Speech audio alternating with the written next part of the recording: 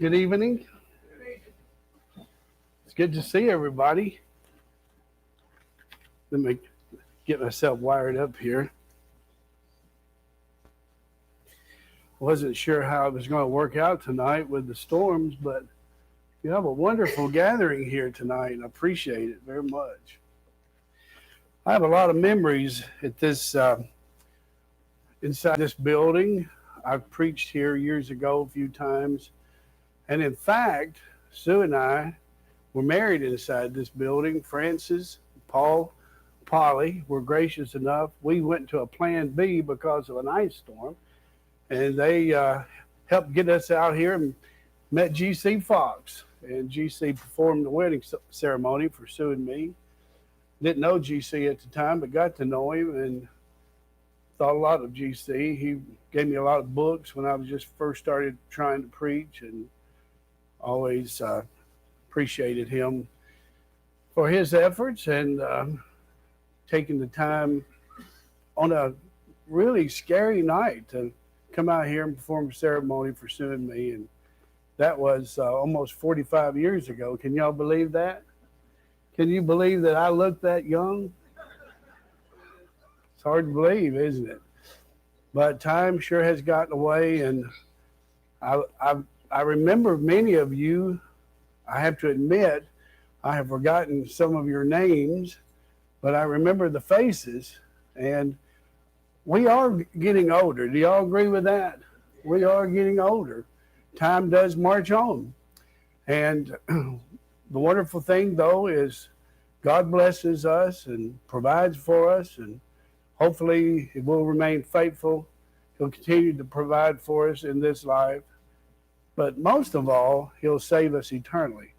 That really is what it's all about. Everybody agree with that? Because if we miss out on heaven, then we've missed out on everything. Nothing will matter. However we lived our lives, whatever we did, whatever we accomplished, whatever amount of money we made, all those things won't matter in eternity. The only thing that will matter is where we're going to spend eternity. So let us continue to try to be faithful. I usually try to tell a little joke when I visit a place. Is that okay here? Do we have any Alabama fans? Oh, no, come on, please. That's terrible. That's terrible. What about Tennessee fans? Do we have any Tennessee? A few long-suffering Tennessee fans. Well, I heard this story, and believe it or not, I told this joke in Florence, Alabama years ago, and got into a little trouble because of it. I told this story about these two men who were traveling about, and apparently they got into trouble, serious trouble. And because of it, they were going to be executed. Well, the warden came to the Tennessee fan and asked him if he had a final request. And he said, yes, I want to hear Rocky Top one more time before I die. And the warden said, okay, I think we can work that out. And then he turns to the Alabama fan and said, do you have a final request? And he said, yes, kill me first. Well, I told that story in Florence, and people laughed, kind of like you're laughing now. And I thought, oh, great, I got off to a good start. But at the end of the service, I was greeting people as they were going out, and I noticed this sharply dressed woman, looked like she might have been 30 years old, had that look of like she was an educated person. And she approached me and she said, I was offended by that joke. And I said, why are you an Auburn fan? Just still trying to make light of it. She said, oh, no, it has nothing to do with that. I said, well, what's the problem? She said, I don't think you should make light of people who are about to be executed. And I said, are you serious? She said, yes, I'm serious. And I thought, only in Alabama could this happen. That was my first mistake, going to Alabama. But she apparently was kind of offended by it. I told her, I said, well, it was a joke, and maybe you ought to look up the definition of joke. But anyway, that's how it goes. But no joke, it's good to be here with you tonight. And your theme, 2020 and hindsight, Yeah, now does the 2020 refer to last year, 2020, or 2020 vision? I wasn't exactly sure.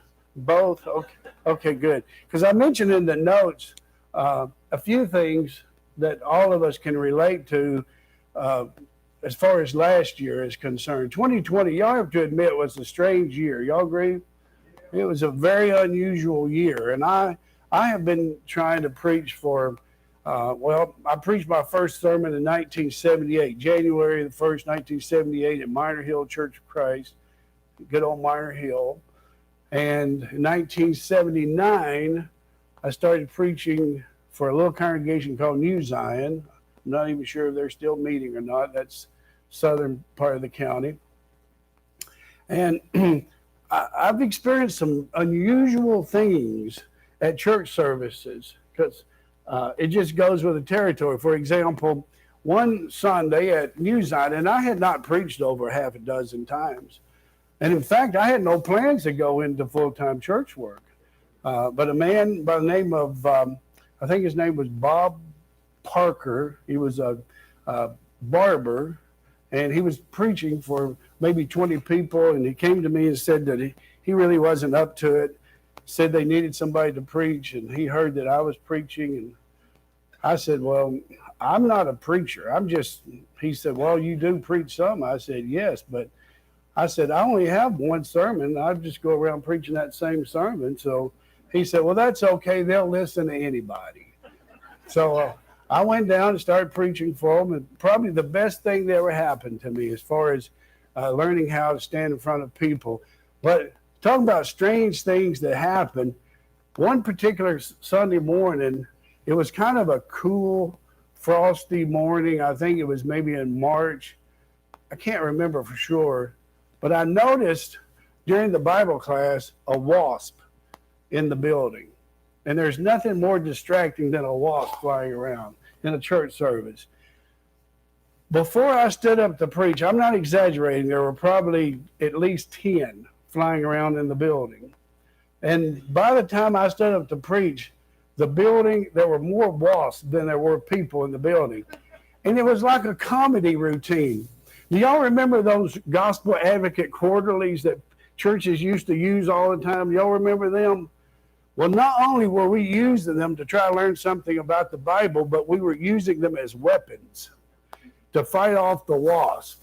And it was kind of like I couldn't control myself because people would go, and then they'd whop people upside the head, and it was just like a comedy. And finally, I just gave up and said, let's just call it quits for the day. Before I moved to Lewisburg, I preached for a church in Hurricane Mills, Tennessee. I was there 18 years. And the strangest thing that happened there, one of our children, was playing with his sister's keychain, who was a college student in Memphis, Tennessee, and had a pepper spray canister on the keychain, and he released it during the service while I was up preaching.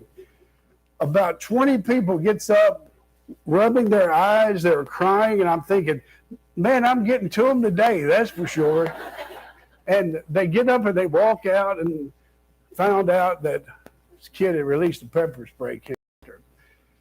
Strange things do happen at church services, but last year was the strangest, folks. About March of last year, we heard of something called the coronavirus. I'd never heard of coronavirus. I don't think anybody else had. And come to find out, one of our men at church had it. And believe it or not, passed away, died as a result of it. Well, that just sent shockwaves through the congregation. First Sunday of January last year, we had 276 people for service, Sunday morning services. The last week of March, we had about 40. It went from 276 to about 40. I was wondering if we would survive as a congregation, to be honest about it. And then at the end of March, the elders decided to close the congregation down. And so for, 6 weeks, maybe 2 months, we didn't have services. I went to the building every Sunday morning and preached a sermon to an empty building so that people at home could watch it by internet, live stream. I saw some strange things last year I never imagined seeing. Thankfully, though, and I noticed your attendance board, looks like you've made a real comeback. We've finally, after about a year, reached 200 maybe a few weeks ago. We've struggled, folks. I'm telling you, we have struggled. And there were a few times I wasn't sure how it was going to work out. But I learned some things during that period of time. And that one of the things I learned is this. You've got to have a little faith, because you don't know what's going to happen in this life. There are things you can't control. But one thing you can control is whether or not you maintain your faith in God. And when things look bad, you have to remember God is still in control. We live in a world that is out of control. Everybody agree with that? We live in a world that's got all kinds of problems. America's got all kinds of problems. Folks, we need to pray for America. America's in free fall. We're going down fast. If you watch the news, it's a scary thing. What's happened to our country? And you know, for people like myself and Sue and most of you, we're old enough that we're going to make it somehow. We're going to be able to make it somehow. We're going to hold on for the last years of our life. But what about your children? What about your grandchildren growing up in America today? What's it going to be like for them? Nobody even knows. Maybe we haven't even seen what's out there. But I'm telling you, folks, we're going to see it. And the old devil is alive and well. John said the whole world lies in the power of the evil one. I didn't realize that until last year. And I'm beginning to realize that more and more. And so what we're going to have to do is maintain our faith in God and somehow muster up what it takes to do what's necessary to move forward. You know, I added a passage in the notes, Philippians chapter 3, 12 through 14. I think that's your theme for this Vacation Bible School, your theme passage. I use New American Standard Bible, so the wording is probably going to be slightly different if you use King James or something like that. The great apostle Paul said, not that I have already obtained it or have already become perfect, but I press on so that I may lay hold of that for which also I was laid hold of by Christ Jesus. Brethren, I do not regard myself as having laid hold of it yet, but one thing I do, forgetting what lies behind and reaching forward to what lies ahead, I press on toward the goal for the prize of the upward call of God in Christ Jesus. Paul said he had not got there, and I guess there's some debate as to what Paul meant when he said, I haven't made it yet. I think what he was talking about is maturity, spiritual maturity. Some think he may have heaven in mind. I don't think so. If the Lord wanted us all in heaven tonight, he could easily take care of that. He could just zap us and we would be there.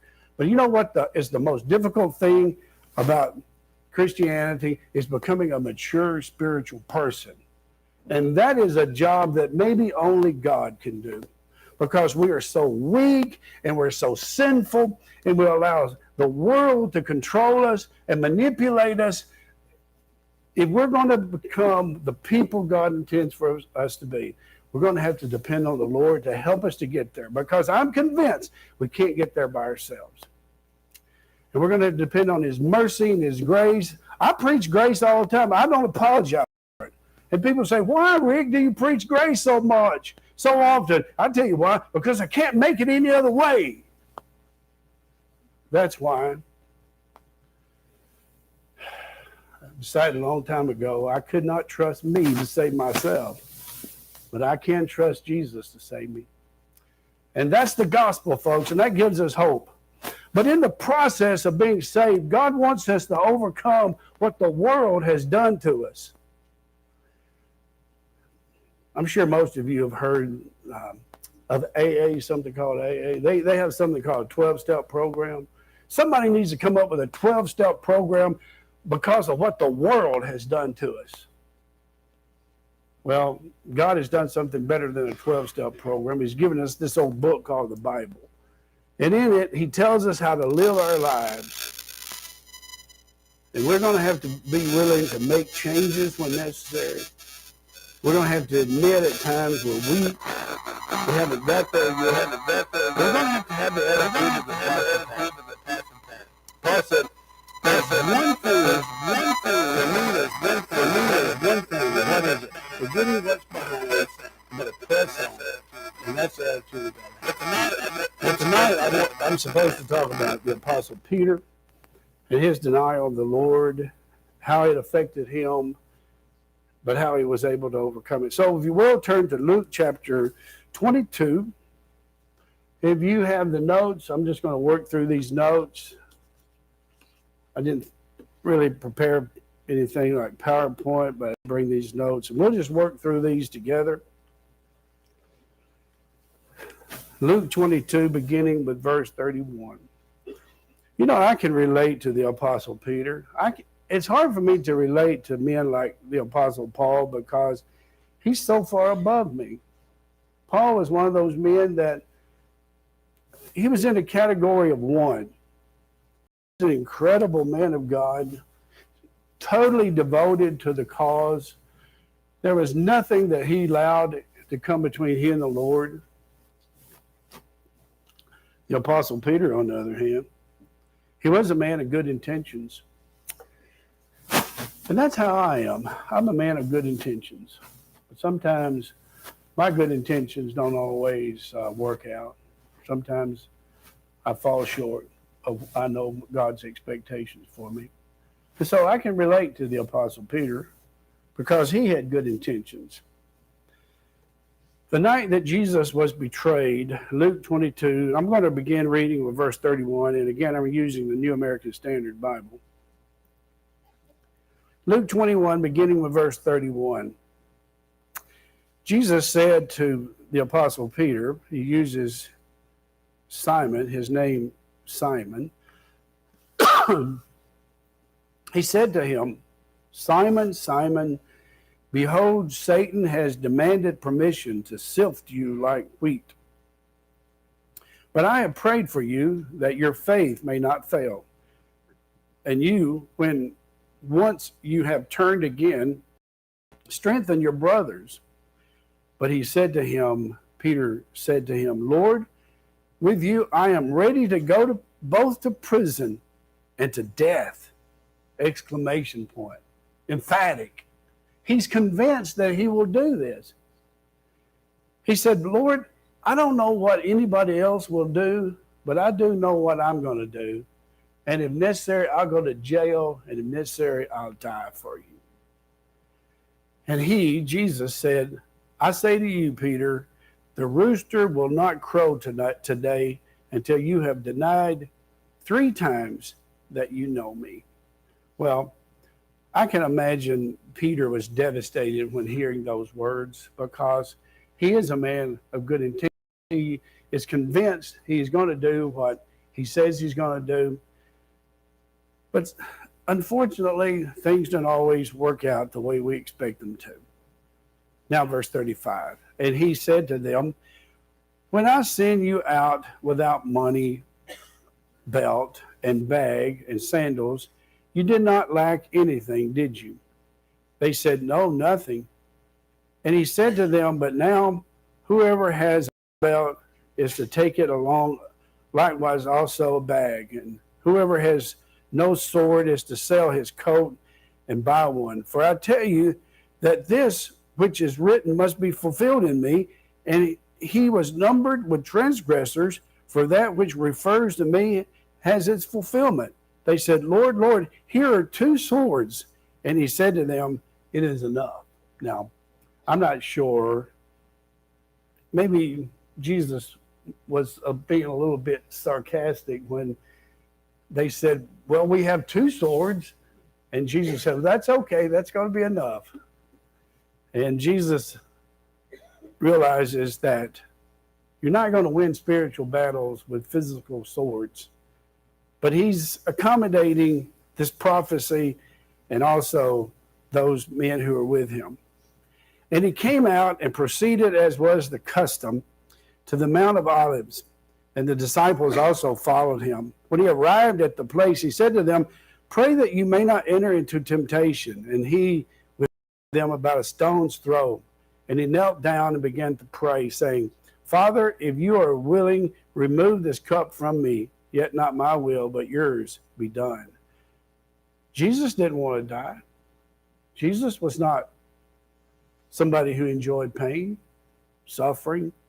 He knows what's ahead of him. "Father, if it's possible, let this cup pass from me." Now an angel from heaven appeared to him, strengthening him, and being in agony, he was praying very fervently.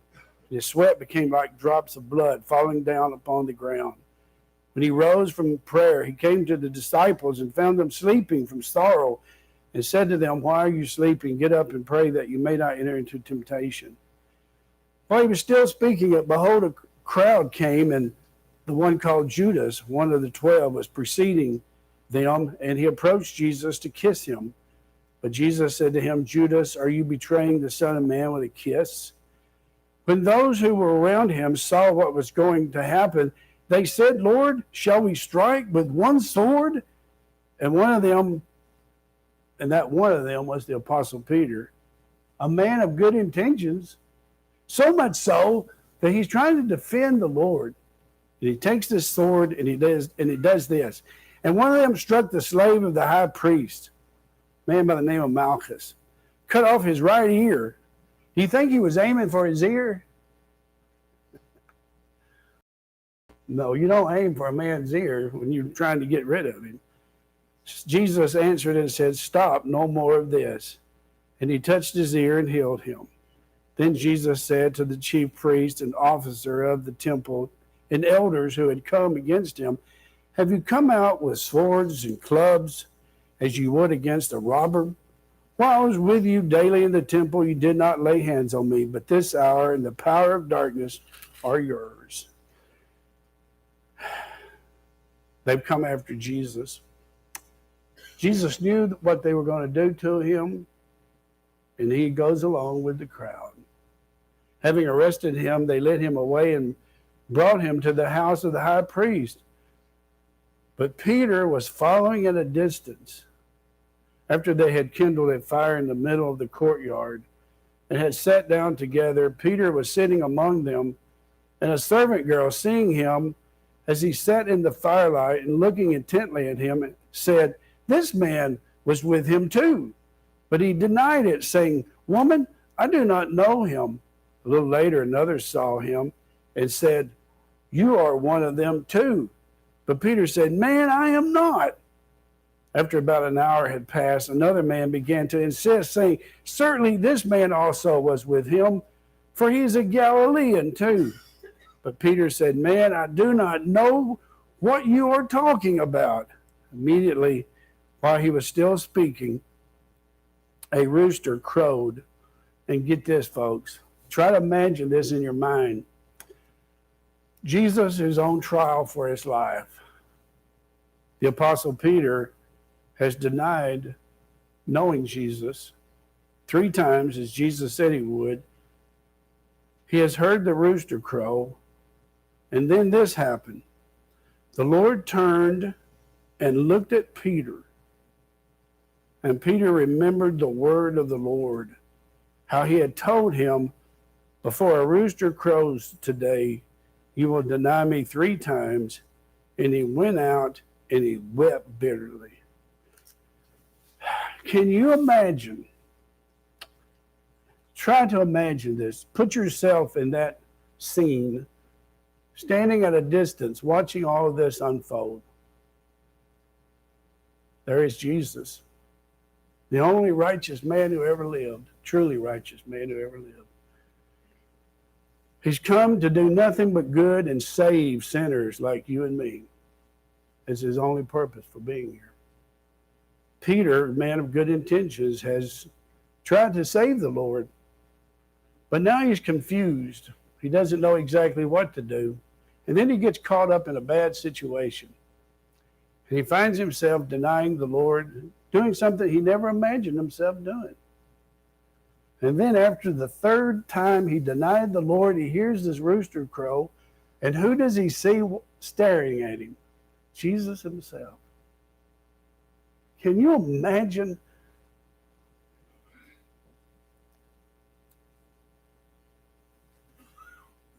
Can you imagine what went through the mind of the Apostle Peter when he saw Jesus under those conditions? Well, it happens, folks. It happens to all of us. Now, most of the time, we do not verbally deny the Lord, but we do it by how we live our lives. We do it by our own unfaithfulness. We do it by all kinds of ways. Okay, let's work through these notes before time gets away. Number one, thoughts to consider. Imagine those 3 days, what those 3 days were like for the Apostle Peter while Jesus was in the grave. You know, can you imagine? I am willing to say that the Apostle Peter, in his mind, every moment, every waking moment, after he saw Jesus staring at him, I can imagine every waking moment he saw in his mind Jesus staring at him. Can you see that? And he couldn't get this visual out of his brain. May not even could sleep. And maybe he was thinking in his mind, what will happen in the future? And let me ask you this question. Have you ever done something and what you did, you knew it was wrong? And I'm talking about even as a Christian.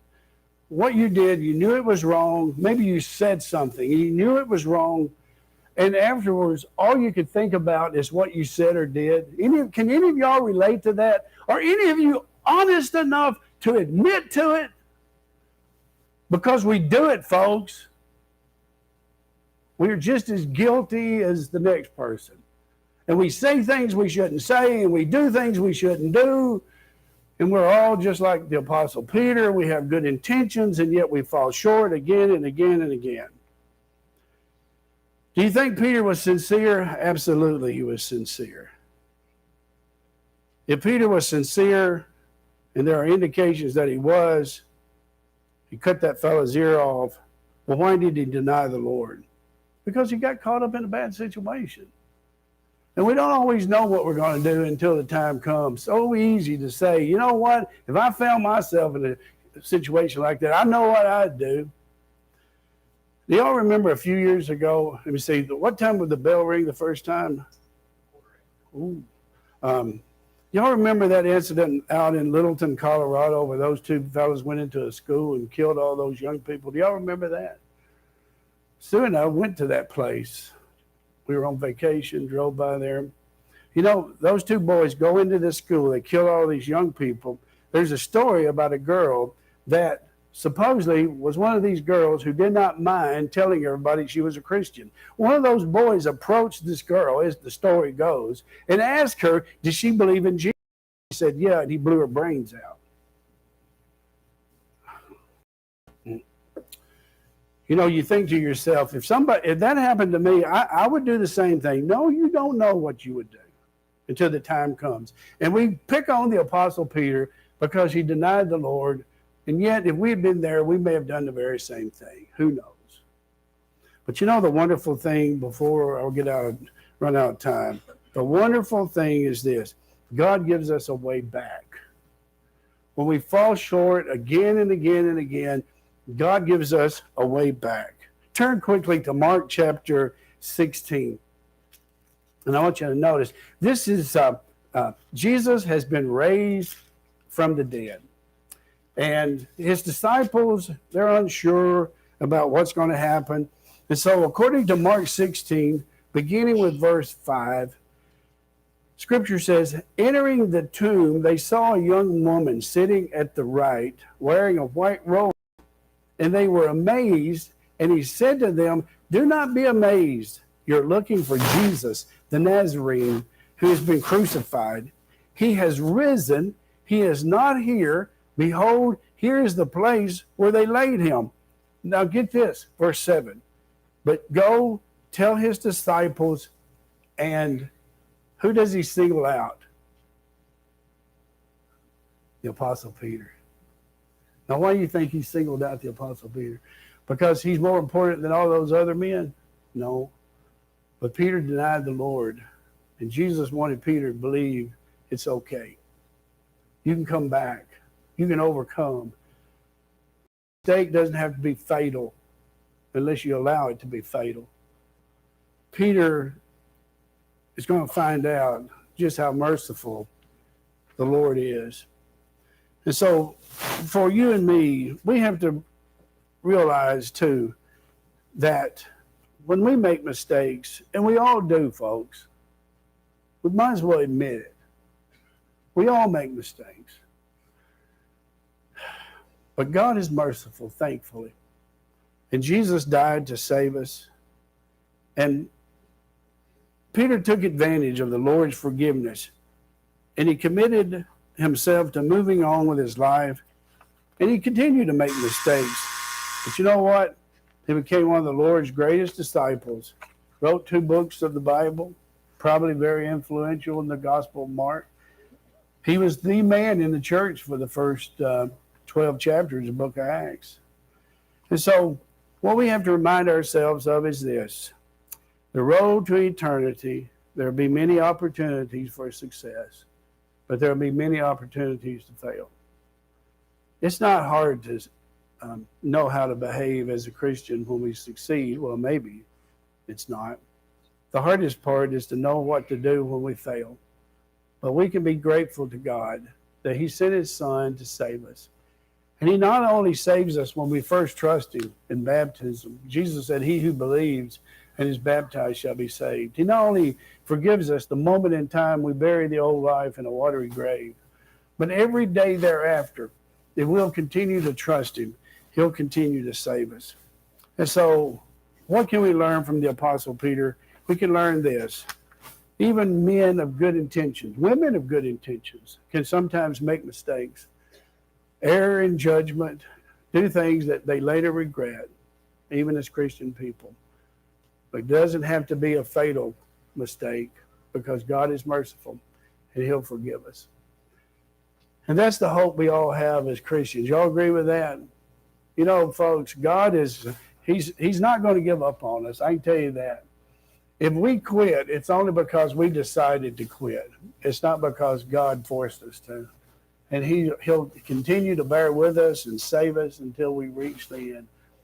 And I think one of the things we have to really work, especially at moving forward, is this: constantly encouraging one another. Because we live in a world that is vastly opposed to living as Christian people are supposed to live. The morality of America is really, we don't have any standards anymore, do we? As Christian people, we're going to have to rise above it. And so we're going to have to constantly encourage one another. And if we'll do that, somehow God will help us. Anybody with a question? I think we still have another minute or two according to the scriptural clock back there. Or do we? Anybody with a question? Anybody want to ask me anything? Anybody offended by the joke?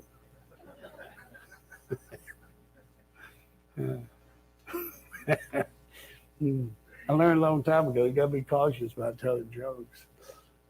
Easily offend people. Do we have another minute before the kids come in? Do we? 2 minutes? Okay, I'll tell you another joke. How's that? No, I was just joking. I think somebody have something?